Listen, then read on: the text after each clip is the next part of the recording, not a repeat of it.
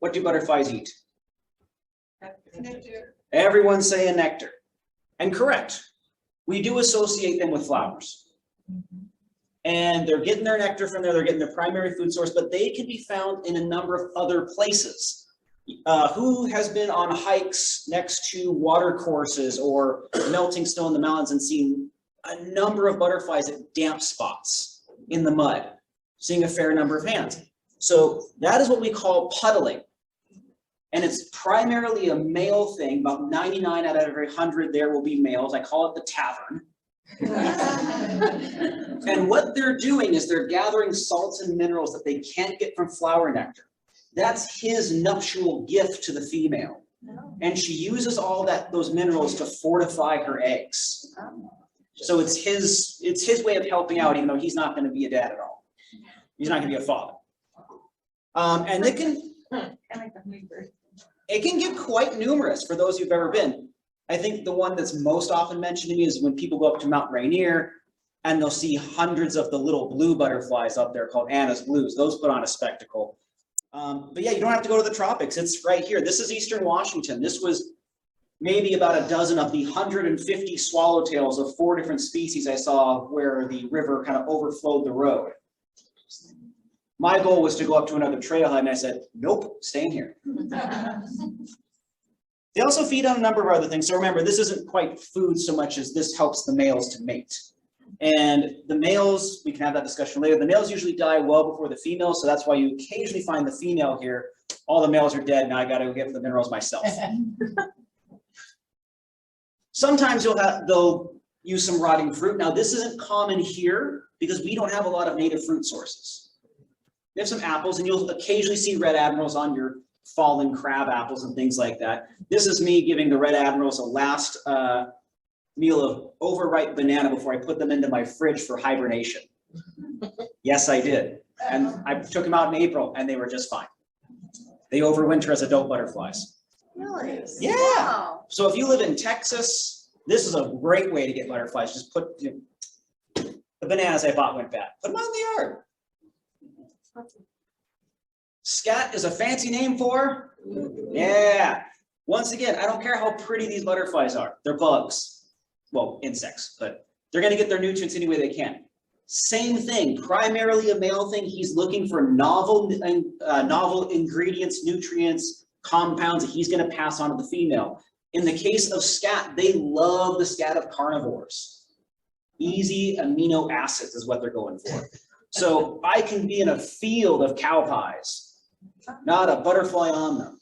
I get a piece of coyote turd on a trail and there's 50 butterflies on it. So maybe don't pick up too quickly after your dog. It's your yard, your choice.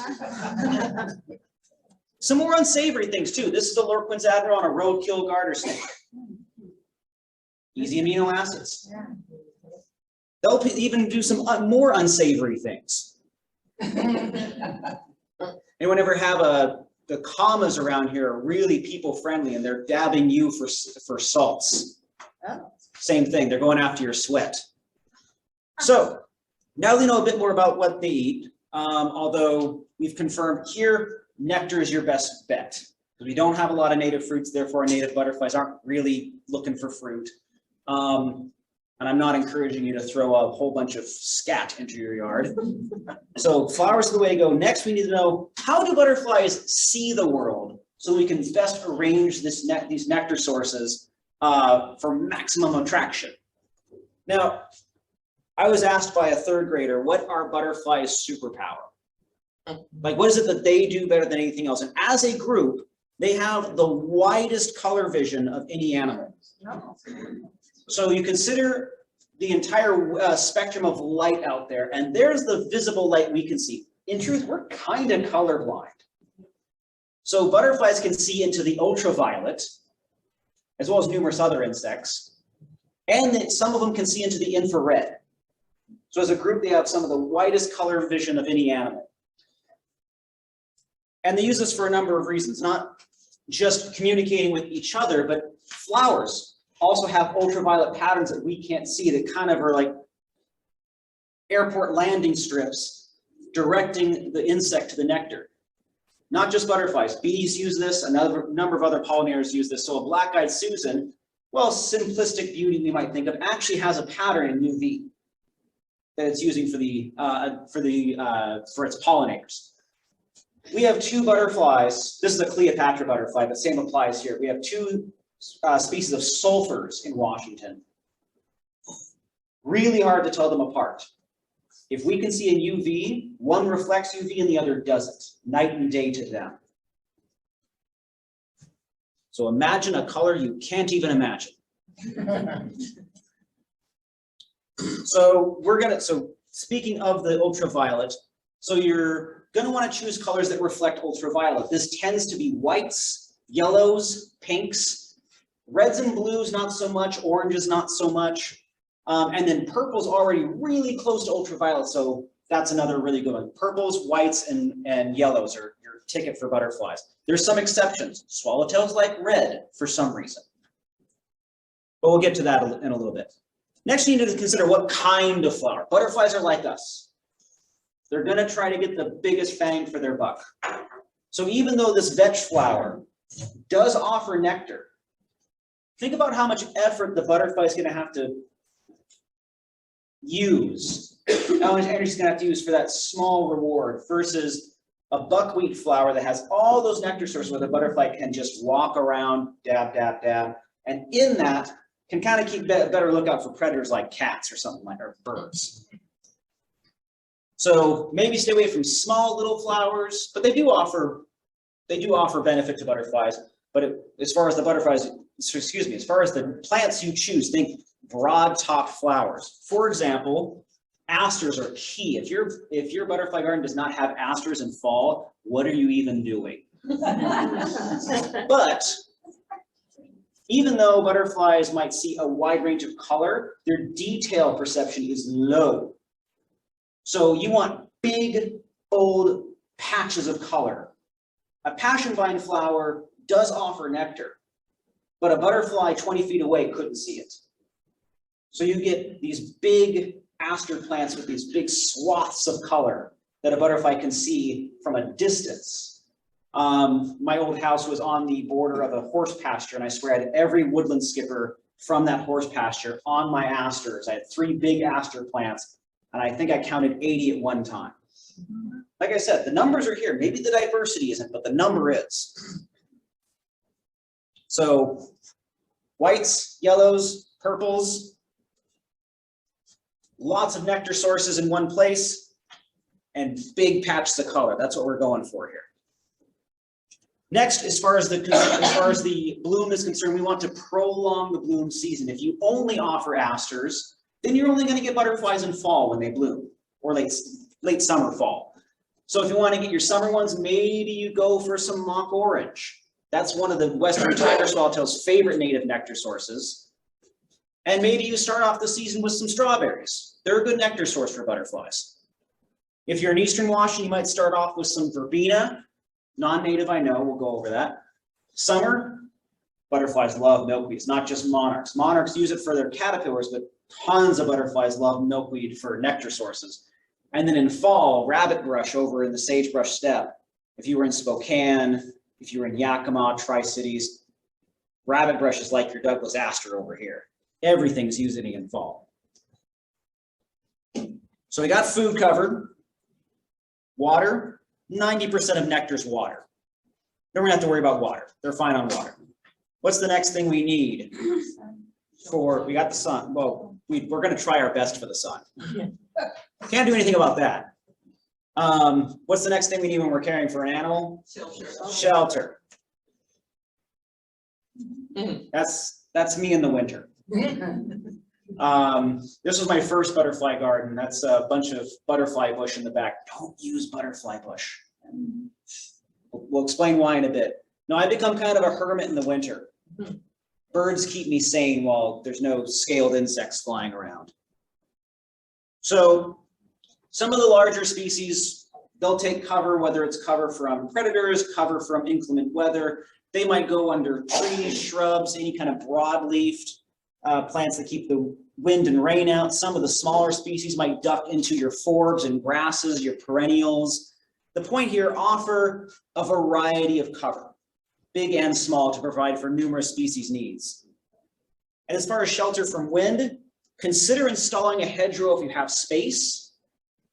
It gets a little windy down here occasionally. So if you are able to make some kind of a windbreak to keep all your perennials relatively wind-free, on a sunny but breezy day, you might still have butterflies in your yard, versus if you didn't have a hedgerow, it might be too breezy for them to deal with it down here. Those wings act as little sails. The one thing to warn you about, make sure your hedgerow doesn't grow up to the point that it starts to shade your garden. Sun is the #1 priority over wind, over a windbreak. Going back to winter shelter. How many of you have seen these in your local garden centers? These butterfly houses. The point of these is to mimic a crack or a hole or something like that in a tree where our overwintering butterflies, yes, we have 8 different species of butterflies that overwinter as adults. So there are butterflies out there right now waiting for a warm spring day. But there has not been much evidence that these work. I think they're more likely to host a yellow jacket nest. So I would recommend against them. They do make a nice conversation piece, but I'd recommend against them. Instead, I go the more natural route. Some will take these wood piles, brush piles, and if any of you have brush piles in your yard, you know the birds are jumping in and out because once again, they know bugs are in there. This is what a lot of gardeners get excited about. I tell them, stop cleaning up so much. So even though the adult butterflies might not be seeking refuge in your fallen leaves, there's caterpillars in there. There might be pupa for the species that don't overwinter as butterflies. They might use shelter in there. Once again, you see the sparrows are kicking up those leaves because they know there's bugs in there. So maybe clean up your immediate entertaining area, maybe the pathway from the door to the car. But if there's just that out of the way corner, like, man, that's a pain in the butt and fall, to leave it. There'll be tons of bugs that will be grateful to you. So if providing nectar sources, I call that the alpha level of gardening. The much more satisfying beta level is the host plants. So the host plants are what the caterpillars need, and that's often extremely specific. Butterflies, so long as there's nectar they can get, they're pretty good. Nectar is not the limiting source. If you want to add extra habitat in your yard, it's all about the host plants. That's when you're really providing more habitat. You can have acres and acres of nectar plants, but if they're not the ones the butterflies need, there are no butterflies. So this process all starts out with a little what we call lepolove, Lepidoptera being the genus, the order for butterflies and moths. So it's the males that wear the perfume. He's not only collecting these salts to pass on to her, he's also collecting all these salts and minerals to make his pheromones. And he wafts that down onto the female. And this helps her assess a number of things. Number one, is he the right species? Because numerous males will also flirt with closely related females, because if they can get any offspring, they're good with that. It's in the female's best choice to make the right decision. She can also tell how healthy he is, how many of these minerals he's collected. She gets all kinds of information from this dance that he does. If she is not impressed, she will hold her abdomen above her body, inaccessible to him. And he looks a little taken aback there. If she is impressed, she will fold her wings up, allowing him access to her abdomen, and they will mate back to back for a couple hours. All these salts and minerals he's made, they can weigh up to about 10 to 15% of his body weight. So he's transferring that to her. That's a delicate process. So once she's mated, she goes off and finds her host plant, lays her eggs, sometimes singly, sometimes in masses, depends on the species. And then those develop into the phase that most gardeners hate. Yeah. The leaf munching caterpillar. Yeah. And it's like a human baby turning into a gray whale in about 6 weeks. They're not very efficient feeders either. There's a lot of waste involved. But I submit to you, would you rather have a yard with some holes in your leaves and it's full of butterflies and birds, or would you rather have the perfect garden with no holes and no life? So that's a butterfly in the making.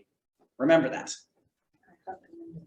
So after eating and eating and eating, it'll go find a sheltered spot to shed its skin one more time to make the chrysalis. And that's kind of the magic part. That's where it's literally dissolving itself and reconstructing itself. Still, metamorphosis is still a mystery. So if you're going to choose to host caterpillars, which I really, really hope you do, there's one thing to avoid. Limit the pesticides. I'm not necessarily saying completely eliminate. There are going to be situations where it calls for it, but if you're going to host caterpillars, a lot of them are kind of broad pesticides against insects in general, or against caterpillars in general, and so it'll hit some of your non-target species. But like I said, there might be some reason why we want to keep some pesticides around. Who knows what this moth is?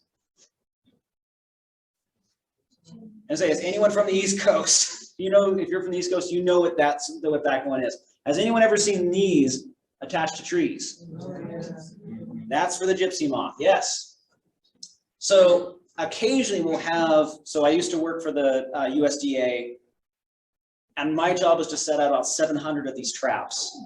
And we would find, basically in there is female pheromone. And so the male is going in there thinking he's gonna find a female instead he gets trapped. Sorry, buddy. But when we find that, the area will then find the original infestation. That place will be sprayed with BT. I'm not even gonna try to pronounce the Latin name. It's in there. I can spell it, but I can't. One more time here. Bacteria thermogenesis. Something like that. But basically it turns the inside of the caterpillar into mush. It is allowed in organic farming because you and I can eat it and gain weight. It's deadly to Lepidoptera only. But if we spray for this moth, that also means all of our local butterflies and moths in that spray are also gone. However, I also submit to you, I'd rather have that happen and then filter in from neighboring populations over time than allow this sucker to get loose. So every year, the USDA has been doing, the Washington USDA has been doing this. We have found this in Washington every single year. And every year they've eliminated them. There's a federal agency that actually deserves a round of applause, which is rare these days, I know.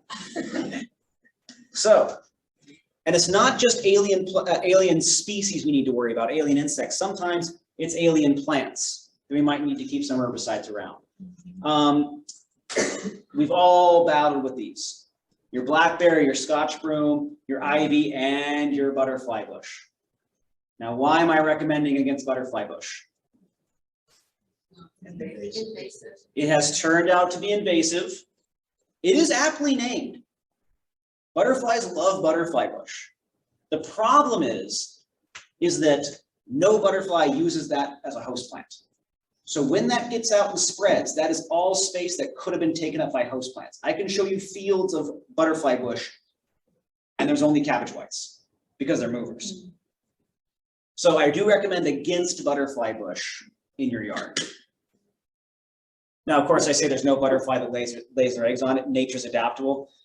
The Chalcedon checker spot down in California is using it as a host plant now. So thanks, nature. Which, you know, good for the checker spot. So I highly recommend native plants. First, but not least, they're gorgeous. There's a lot of different varieties, different bloom times, different services to wildlife. So mock orange in the top left, I think the Western tiger swallowtail's favorite native nectar source. Probably tied for favorite is our Pacific rhododendron, which you're more in its native range down here than you are up in Linwood, where I'm from. Ocean spray is a great shrub that's not necessarily good for nectar for butterflies, but 4 different species of butterflies use it as a host plant. Birds also love it because it does attract a lot of insects, and the birds know that. Once again, asters, if you don't have asters in the fall, what are you even doing? And this is where I do kind of bend my rule a little bit on natives. I love natives, I profess to natives, but has anyone ever seen these electric blue flowers, these ceanothus that you see? Oh, yeah. So technically a native to California and Oregon, not so much up here. But we do have Ceanothus in Washington, not so much on the west side, but this one does fine on our wetter west side. And it absolutely hums with pollinators in spring. You will see so many bumblebees on this, and the bumblebees need our help as well. But any spring butterfly is also going to be on this. So is it native here? No. Are we ever going to get back to a time pre, no, change is the only rule. So going forward, we just need to be cognizant of what kind of future we're trying to create. So does this help? Is it, bad's not the word I want to use. You get where I'm going with this. It provides a lot more benefits. There's one thing else. Oh, the California tortoiseshell, which does overwinter in Western Washington, it heads back to Eastern Washington to breed on this Ceanothus. We've started seeing it using west side planted Ceanothus. So it's expanding its breeding range because we're using this as an ornamental. Kind of cool. So why garden with natives? They are less work, more suited for the Pacific Northwest. They're used to our long, dry summers, used to our wet winters. They're educational. You get to view the natural relationships. Why does this butterfly interact with this plant but not this plant? They are more environmentally friendly, less pesticides, less water, less fertilizers. I also say less driving. There are native plant societies that take field trips to look at these plants. What better way than to just invite them into your yard? They do, in fact, attract more wildlife. So the wildlife are already adapted to these. They know they offer food. If you put in, let's say, a lilac, which is not native, but it's also not invasive, my seal of approval for lilac. Swallowtails also love it. However, your local wildlife are going to go, I don't really know what this is yet. It might take them a while to figure out that it offers resources.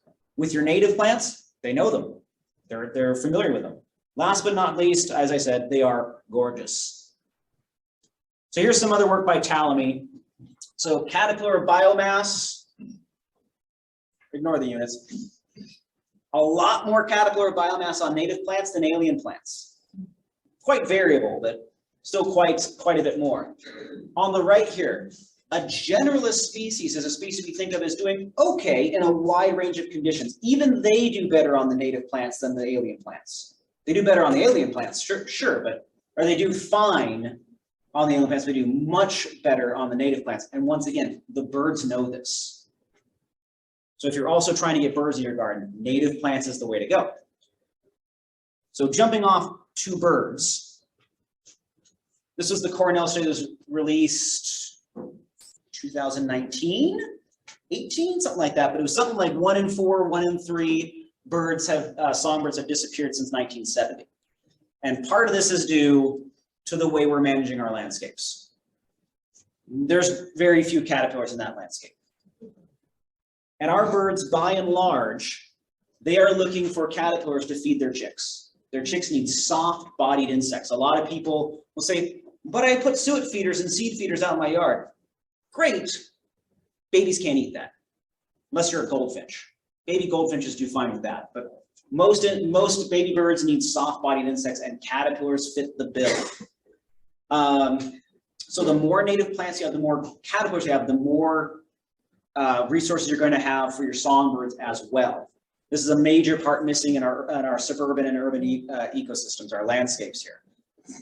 What was the estimate? 10,000 caterpillars are needed just to get one clutch of chickadees out of the nest. Something like that. They basically had a camera on a nest and they would count the caterpillars in mama's bill as she'd come in. That's just to get them out. Remember, she's still relying on them. The babies are still relying on her and dad for a number of days, if not weeks afterwards. So who knows how many, but just 10,000 to get them out of the nest. So you take all that away, and it's no wonder we've had a decline in songbirds. Now, I would be remiss if I didn't mention moths, because in reality, butterflies are moths. Moths came first, and from them arose butterflies. They're doing something different to the point they're a distinct group, But we talk about the caterpillars. Oop, what happened here? We talk about the caterpillars. Most of the caterpillars you find out there are going to be moths. Same thing, birds, don't care. Can I feed it to my young? That's all I care about. We have about 160 species of butterflies in Washington State. We have about 3,000 species of moths. So way more moths. If you plant native plants, for every one butterfly you might host, you might be hosting, 20 moths. But that's what the birds want. Now, once again, I am stressing natives usually because they do host more caterpillars for our birds. Whenever I give this talk for Audubon Societies, I call it gardening for bird food. I'm okay with some non-native, proven non-invasives. So getting a head start with annuals is a great way because a lot of our best plants are shrubs and they take a little while to get going. So I say brighten it up, get some stuff to your yard, get some butterflies to your yard with some annuals. So lantana, Mexican sunflowers, zinnias, cosmos, skippers are absolutely addicted to marigolds. Those are all good plants. But of course, as soon as you develop a plan for a garden, you develop the concept of the weed, right? And these are ones we've probably all battled with. Clover, sorrel, what's the one? Milkvetch, thistle, and my favorite, stinging nettle. The thing is, these all have benefits for butterflies. These are all host plants. 5 different butterflies use stinging nettle for their host plant. 2 of them, stinging nettle and nothing else. And they're big, gorgeous butterflies. So similar to your leaf patches, if you have that out of the way corner that's just kind of a pain, maybe just consider letting it go wild. This is the lawn of one of my mentors. There's clover and dandelion. If he lived with a homeowners association, oh, they would be writing letters to this guy. But I've never seen a lawn so full of life. So just because it's a weed, just because it's a non-native does not mean it's useless. But there are some other additions we can put in here that would be beneficial for butterflies and us. I call that, the win-win, right? The herb garden can actually be really, really useful. So oregano, if you let it go to bloom, butterflies really like it. Chives, catnip's good. The one warning about catnip, you might get some other unwanted visitors.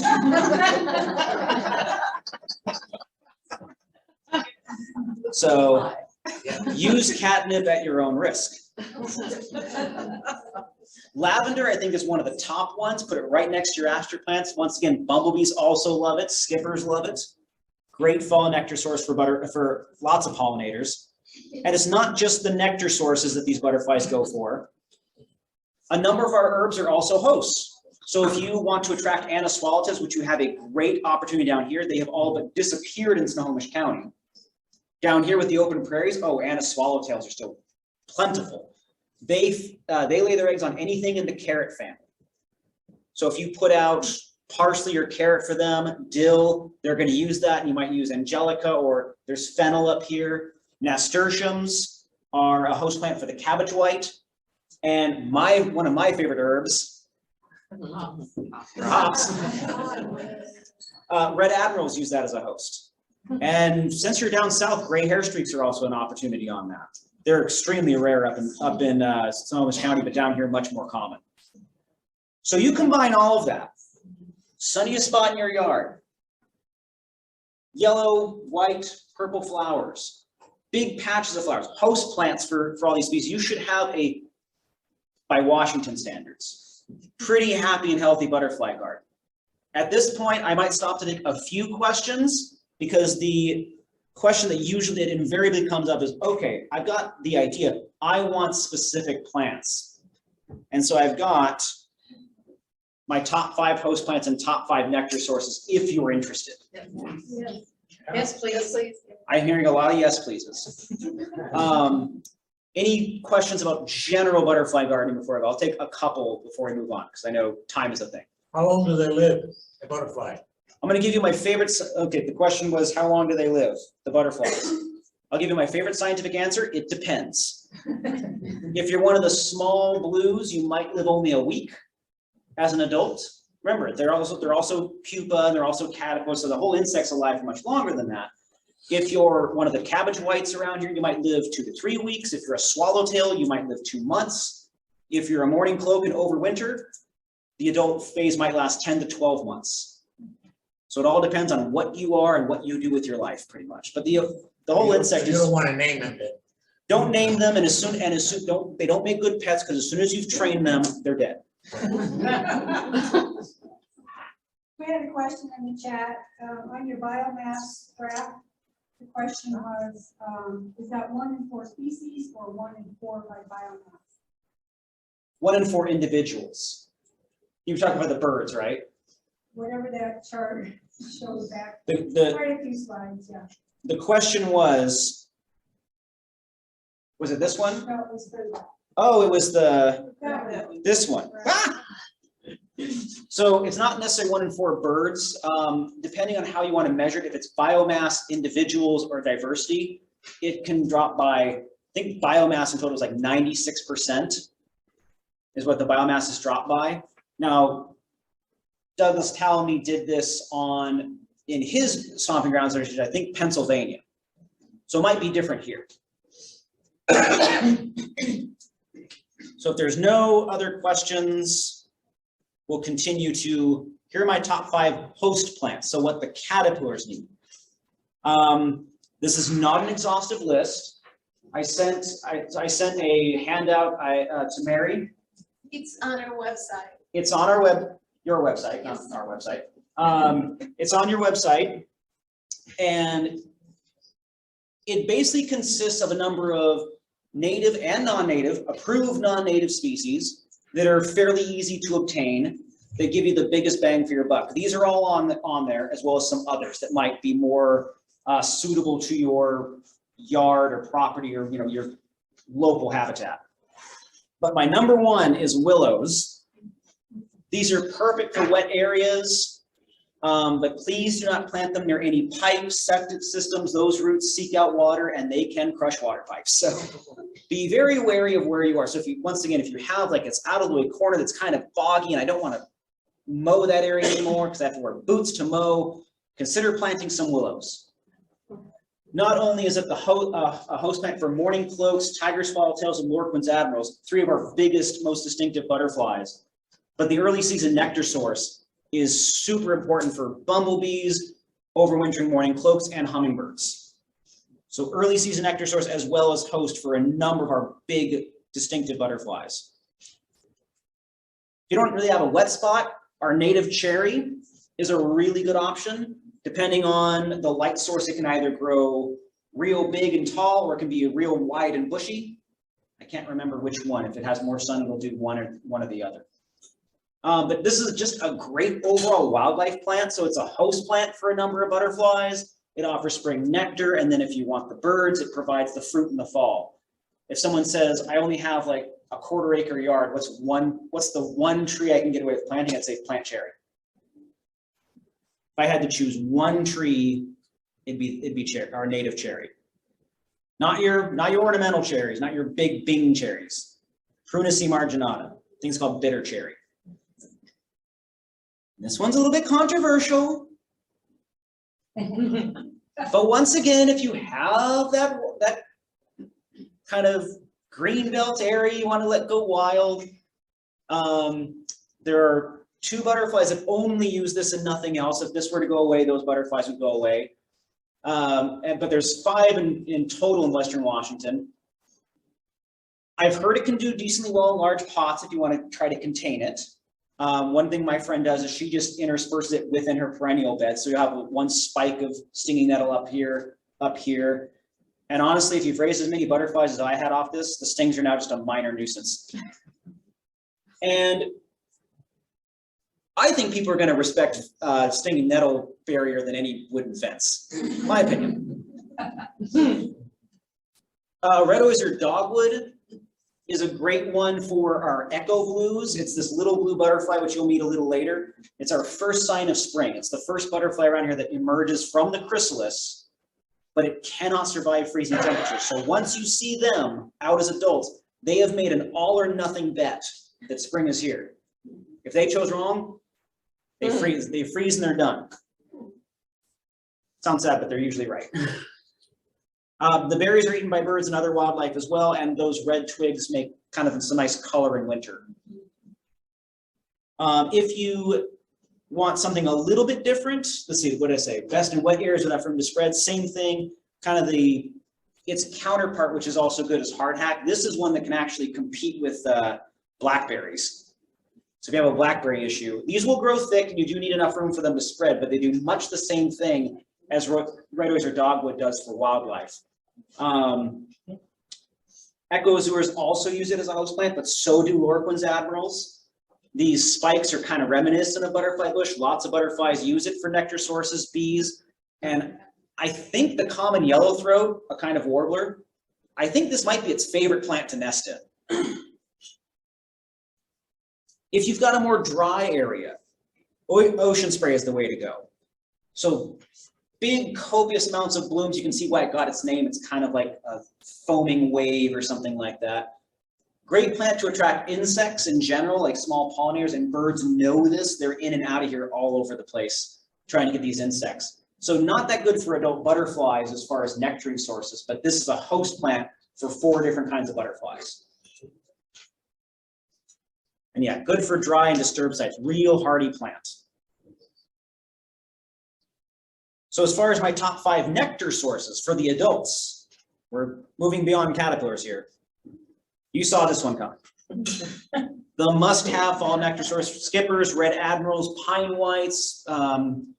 Yeah, absolutely addicted to this one. Easy to grow from seed. You do have to give this some space to spread, especially our natives. They do like to spread out. However, if you don't want to battle with our natives, the New England aster is a good alternative. Very large, big swaths of color, does not spread out here, seems to be well behaved. So if you want to try one you don't have to fight with, New England aster is just a fine alternative source. Mock orange likes really dry, disturbed sites. You plant this right next to your ocean spray. This would be really good on like a driveway with all that sun-baked earth. It'll do just fine there, and probably one of the western tiger swallowtail's favorite native nectar sources, with very fragrant flowers. Another reason why you put it right next to the driveway. You get out of the car, it's a good smell. Alternatives. This does good in really hot sunny sites. It's alternative if you want to get your swallowtails is your Pacific rhododendron. If you have a more shady kind of property, your rhododendron loves those conditions, and extremely attractive to swallowtails as well. We'll often find swallowtails battling over whose bush that is. And I'm doing a total disservice to the researcher, but there's some evidence that swallowtails may be the sole pollinators of rhododendrons. Interesting. Even though you see bumblebees going in and out of there, they don't get anywhere near the pistils and stamens. They're crawling in, whereas the butterflies flap their wings and their wings just covered with that. I'm doing a total disservice to the researcher. And this Washington State flower, so have that in your yard. Same thing on a dry site. This is where, once again, I'm bending my rules on natives, but our native milkweeds, the speciosa, the swamp milkweed from the east, they seem to do just fine so long as it's a nice, dry, open site. Brilliant nectar source for local butterflies. Your gray hair streaks, your swallowtails will use it. Once again, we're not going back to how it used to be, so to speak. We're moving forward, and we can consciously create what kind of world we want. You're not going to get monarchs. Monarchs largely stick to east of the Cascades. It's hot, it's dry, milkweed's native over there, that's where they're adaptive. But even if you don't get monarchs, yet you get a number of other butterflies using it. So you got, that's our native one, the showy milkweed. Then we got swamp milkweeds, the pink one. I haven't had too much luck with the orange milkweed. It's usually recommended, but I just think it might be a bit too wet here. Yeah, number of different pollinators and butterflies use it. We got the buckbrush, the ceanothus we talked about. Thysophloris was the one that's native to, I think, mid-Oregon, and I'd say you would do just fine to put it up here. Electric blue flowers in spring, and hums with butterflies. Now, if you're more of a native purist, you can go with the sanguineus, which is an eastern variety, but if you have a sun-baked hillside, it should do okay, whereas Thysophloris, I think, does a lot better here. It's a host plant for a number of butterflies, and yeah, abundant springtime blooms for a number of them. That's my top 5 nectar sources, top 5 host plants. It's 12:03, 12:06 by that one, so someone's off. I have the 12 butterflies you're likely to see. If you'd like to be introduced, you can. I'm also giving you this opportunity to say, I need to go. Show it. Keep going. All right, very well. You can quietly see yourself out and say, I'd rather my local butterflies be a surprise. This is the one everyone wants. We've nicknamed it the Puget Sound Monarch. Because I will often talk to people and they'll go, what do you mean monarchs are here? I get monarchs in my yard all the time. And I go, what color are they? I was like, the big yellow one. Like, okay, that's a swallowtail. Because people see a big colorful butterfly, they know monarch, they put it together. Totally understandable. But yet monarchs are an Eastern Washington butterfly. If you see a monarch in Western Washington, it's most likely a wedding release. And if you're thinking about doing that, please don't, because a number of our Western Washington migratory records for monarchs are being screwed up because of that. Because now there's no way to tell. Is this a natural stray or is it a release? Do painted ladies. No one's monitoring them. So Western tiger swallowtails, big butterfly flies, late May through July, depending on the year. This year they went well into August because of the late spring. And their host plants are a number of different broadleaf trees, but they love willows. Around here they love willows, but they will also use alders. They'll use aspens and cottonwoods. This is one you probably already have around. If you can look and see a black cottonwood in your site, you've got these. Before I continue, by the way, don't plan your first butterfly garden trying to get all of them. Go for 3 and add from there. You don't even have to try for this one. You've got this one in your yard.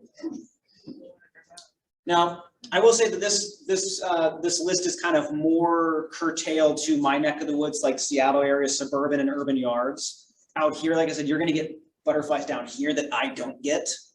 So know that this list is not exhaustive. Cabbage white, we know it's the one butterfly that can count to 2. Males have 1 black spot on the wings, females have 2. Depending on how much into the woods you live, you might see its native counterpart, the margined white, but that one does not have the black wingtips. So you can guess with a name like cabbage white what it lays its eggs on. Cabbage, broccoli, nasturtium, cauliflower, Brussels sprouts, but this makes it a really good one to raise with your kids and grandkids. Very hardy butterflies. You might get some mean scowls from broccoli farmers, but it's here to stay. Purplish copper is another good one. The problem here with these slides is I can make a purplish copper as big as a swallowtail. These guys are about 1 inch in wingspan. So these guys are tiny, but they have this thing called structural iridescence. So when the sun hits the top, the male's just right, it gleams iridescent purple. Its host plants are docks and sorrels, very weedy plants. I don't think you really have to worry about that. If you live next to a wild colony, you'll get them. If you don't, then I wouldn't necessarily encourage you to fill your garden with weeds, but up to you. But this guy flies 2 times a year, has 2 generations every year, but the fall generation is more numerous. The way to get them is with the asters, that's what it's on there. Your Echo Azure, this is what I call the sure harbinger of spring. That groundhog doesn't know what he's talking about. If you see these guys, and a number of them, spring's here, no going back. Males are brilliant blue above completely. The females have that little bit of a black border up there. And their favorite host plants are the red oyster dogwood and that hardhack, the spirea. Although they'll use a number of different things. They'll use cherry, they'll use the ocean spray, they'll use salal, huckleberry, a number of different fruiting shrubs. And that's much in its benefit because it can take advantage of whatever's having a good berry set that year. 2 generations a year, the spring one's actually the most numerous, and then there's a second less abundant generation in summer. But they're primarily eating the flowers rather than the leaves. Woodland skipper is probably the most common butterfly in Washington, but probably the most overlooked because they are small, and talking about an inch, and they are fast. They used to think that these were the in-between between moths and butterflies, right? Looks very mothy. Big body, kind of brown. Current evidence, furthest thing from moths you can get. These are specialized butterflies built for speed. No gliding with these. They are powerhouses of muscle. So, I mean, they kind of look like a little bit of a bomber up there with the way they rest their wings. Forewings are held at 45 degrees, hind wings flat. But if you want to see them up close, your fall nectar sources. I love seeing these guys in August, but it tells me that the season's coming to an end. So it's kind of bittersweet to see them. Lavender, marigolds, asters, that's how you're going to get them in your, as far as the adults visiting your flowers. If you have grass, if you have unsprayed grass of any kind, even your lawn grass, you've got host plants. That's what they use, grasses. Don't worry about mowing from here on out. The larvae retreat down into the duff for the night to get away from the birds. You can mow right over them and then they'll just come back and go, what happened? And they've got plenty of grass out there to eat. The red admirable, but you'll find it in the guides as red admiral. There's a little bit of a push battle to rename it red admirable. I think the fight's lost. It's red admiral. It's not an admiral. It's more closely related to ladies. But its favorite host plant are the stinging nettles. This is a big butterfly. It likes people. It will regularly land on you to try to sip your salts from your sweat. But it'll also feed on pellitory and hops as a host plant as well. I would happily give up a few hops for my homemade beer to have more of these in my yard. But these are some of the other butterflies that use nettles.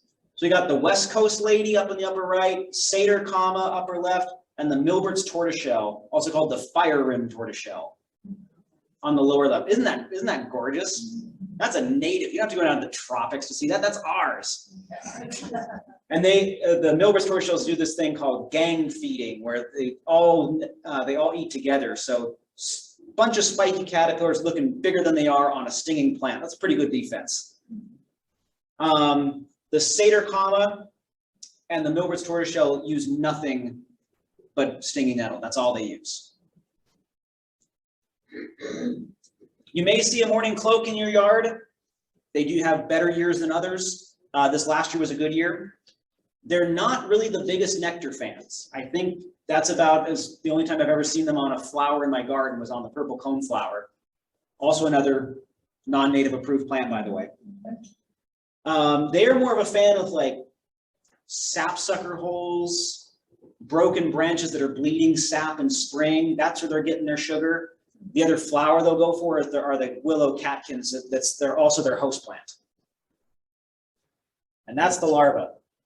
Colorful and super spiny. My mentor calls it plum chocolate with blueberries and French vanilla. Bottom side is the dead leaf mimic. Probably the second most famous butterfly after the monarch, right? Painted lady. This is the one all the school groups are using. Its favorite host plant is thistles. But if you want them in your yard, fear not. They use a number of different things. Mallows are one of their favorites. Hollyhocks do a much better job in your yard than thistles do. Or at least you're probably more welcome of hollyhocks. But they use a number of other different things. They'll use bean plants, lupins, boy, you name it. I think they've been seen on cactus and palm trees. And we're talking the caterpillars here. Lorquin's admiral is the other big one. Looks nothing like anything else.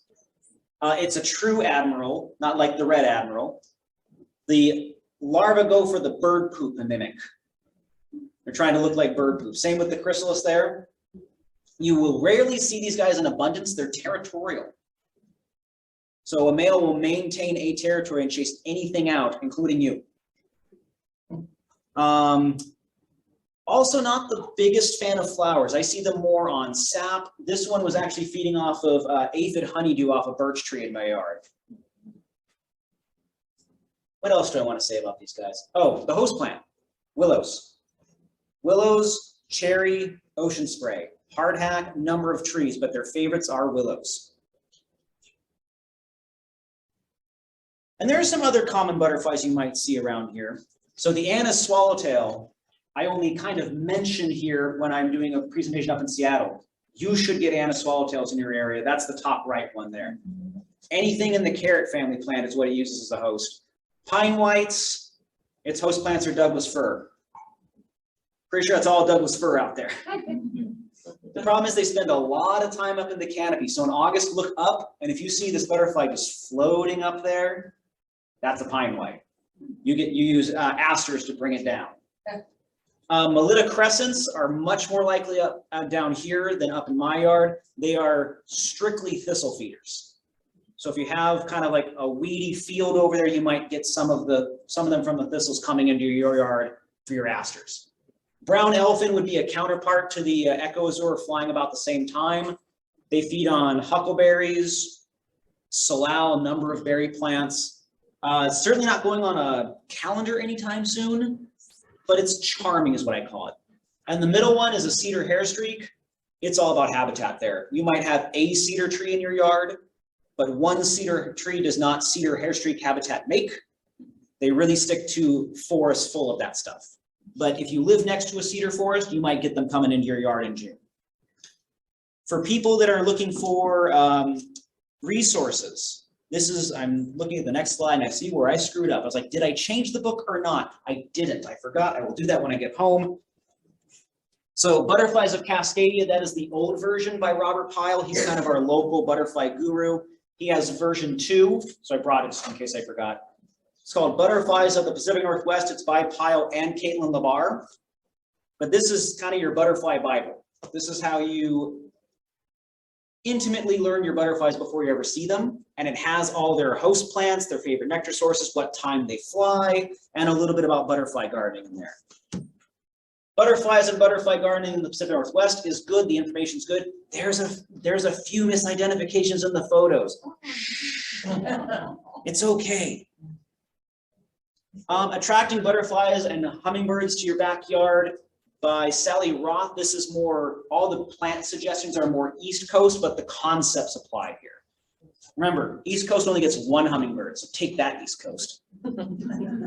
This is another old one I do need to update. So the Xerces Society, which is an invertebrate conservation organization, they made a book on butterfly gardening. They've updated now, it's pollinators in general, much better. Don't write down this one. Just look up Xerces Society pollinator gardening. It has everything from hummingbirds to butterflies, number of things. This one is out of print, but easy to find, fairly easy to find, by Russell Link. This is Landscaping for Wildlife. So if you've got a problem with deer, if you want to attract hummingbirds, if you want to attract birds in general, butterflies, this is the resource to use. So like I said, out of print, but still pretty easy to find. Lastly, I encourage you to check out the Washington Butterfly Association. We're a bunch of butterfly nerds that use butterflies as a reason to go to some of the most beautiful spots in Washington. We do use nets, we do catch and release, but it's mostly just a bunch of people out there having a good time. We call ourselves birders gone bad. So hopefully see you out on a field trip sometime soon. I'll end it here. Any questions? Can you say the name of the book again?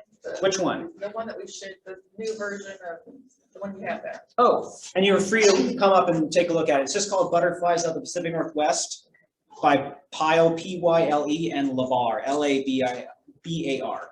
Thank you. But that's the most current one. If you have this one, it still works for 92% of the region. It's a rough estimate.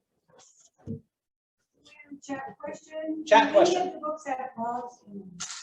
Do any of the books have moths? No. But if you're interested, I do have a presentation on gardening for moths. Okay. And it's not so much gardening for moths, so much as intro to moths, because everyone's like, butterflies are gorgeous. Moths are boring and brown. I say, do I have to go back to that slide with all of our native moths? Those aren't tropical, those are ours. So a little bit of diversion. I'm working on a book for moths right now. An intro guide, because we have 3,000 species in Washington. That's too thick of a book. So I said, what species are distinctive, can be confused with nothing else, common, and widespread, so that the average Pacific Northwest inhabitant has an expectation of seeing them. And I came up with a list of about 300 to 350, so about 10%. And so I said, there's your shallow end of the moth. So that's the book I'm working on right now. But with butterflies, 160, that's the number you can wrap your head around. Moths, oh, you'll never get bored. But once again, going back to moths, if you're trying to attract birds to your yard, you look at what moths lay their eggs on, because they're far more numerous than butterflies are. So to answer the question for the chat, currently no dedicated book to Pacific Northwest moths, but there's numbers of websites popping up right now. Thank you. Any other questions? They're closely related to butterflies, that's right. Butterflies came from moths, yep. Yeah. There's one question back there. Where are we standing on tent caterpillars? Where are I was waiting for someone to talk about them. And this is literally the next slide. Everyone asks, what are those and do I kill them? So this is a moth. It's a native moth. And it's a moth that cycles. So we'll have bad years every 10 years, and then all of a sudden you go, where did they go? And the reason why is that as these get more and more dense, their viruses and their parasites and parasitoids can find them easier, and they knock them back down. But then when they knock down, all of a sudden the viruses and parasites, they crash too, because their food source is gone. So it's cyclical.